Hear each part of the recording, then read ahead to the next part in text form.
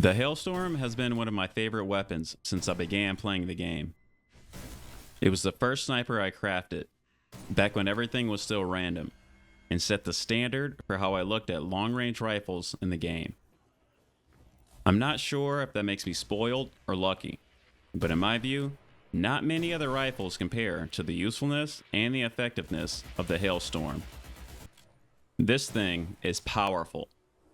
You'll often find yourself downing smaller enemies in a single shot, headshot or not, and easily handling larger enemies from mid to long range. The Hailstorm's special ability allows you to freeze even the most powerful enemies after landing 3 critical hits. This effect doesn't reset after reloading or switching to a different enemy like some of the other weapons in the game, so you won't have to worry about that. Just land your crits and you'll get the freeze. Use the frost cone to freeze enemies as well, holding enemies in place, making for easier targeting. For enemies with more health, I suggest landing 2 headshots, allowing them to unfreeze, then landing the 3rd shot to refreeze them. Paired with the setup in this build, you'll be able to handle yourself in a variety of different situations. The Iron Cross holds enemies at a distance, pulling monsters close to each other and grouping them up so that the blood of the Banshee can do its work.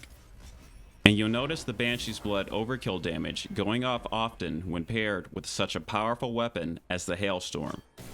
Ice and fire damage together cause powerful explosions that chip away at enemy health pools, which is always nice. And the Iron Cross functions similar to the Burning Stake, where dealing excessive amount of damage triggers an elemental explosion that damages tethered enemies, then causes another explosion when the spell effect ends.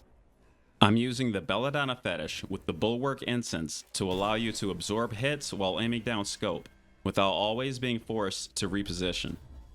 Of course, you can't always use the Hailstorm. There will be plenty of situations where aiming down a long-range scope and picking off enemies isn't really viable, unless, unlike me, you're a sniper god. In that case, have at it.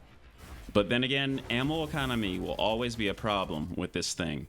So I paired the Angelus and the Vulture with the Hailstorm to cover both of these issues.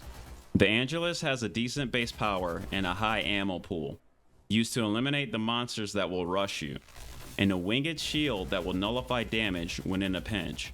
The Vulture will quickly eliminate tightly packed groups and deal good damage to those larger enemies. I often find myself wanting to take a hit while wielding the Angelus, so I can get that damage boost. Dash around a few times with the Crown of Fire ring equipped to add another much needed damage boost to the Angelus. And of course, this effect works with the Hailstorm as well. With everything working together in this build, you're going to get a good amount of elemental mix-up, pairing water, fire, and air. In case you guys didn't know, elements in this game combine, either increasing each other's damage or extending the elemental effects, thus making this build all the more effective in the end. Alright, let's go over the build in real time real quick. We've got the Hailstorm, that's the star of the show. It is immensely powerful. As long as you're good with landing your headshots, you're going to get those critical hits and you're going to be getting those freezes. The Angelus with its shield, it really just works all together with the whole protection aspect of the build I got, with the Bulwark Incense and the Belladonna Fetish. The 3rd Mysterium, where you pull up your shield to block melee attacks at the last moment, doesn't really come in handy that often, but I guess it can be useful in a pinch. The Vulture is a beast. It's probably the best of all of the demonic weapons, and I've noticed the tracking on its homing bolt is kind of weird though. If you shoot just one enemy and other enemies are kind of far away, it won't really track to them. But I've also noticed that if you shoot it at a horde of like 5 or 6 enemies, it'll like just straight up eliminate all of them right away, which is nice. The Frost Cone, so you don't have to just rely on the Hailstorm for freezes. And the Iron Cross pulls enemies in, holds them close together, and they can't rush you, so you can also get those critical hits a lot easier. The Blood of the Banshee, will go off a lot with its overkill damage. And the overkill damage works with the explosion damage from the Hailstorm, from the freezing shockwave. And that also couples with the Crown of Fire. So when you combine ice and fire to damage, you get an elemental explosion. And this freezing effect with the Hailstorm is also like a freezing shockwave. So you're getting the explosion from the freezing from the Hailstorm and from combining ice and fire.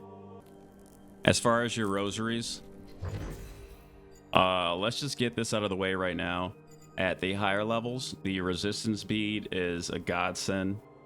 It helps out a lot. I guess you don't really need it if you're good at avoiding damage, but for me, I kind of combine this with divine intervention just to keep so much damage off of you. The dash stamina bead, because you're going to be dashing around a lot with the Crown of Fire. It also helps conserve stamina, which shouldn't really be that much of a problem if you got the long range bead.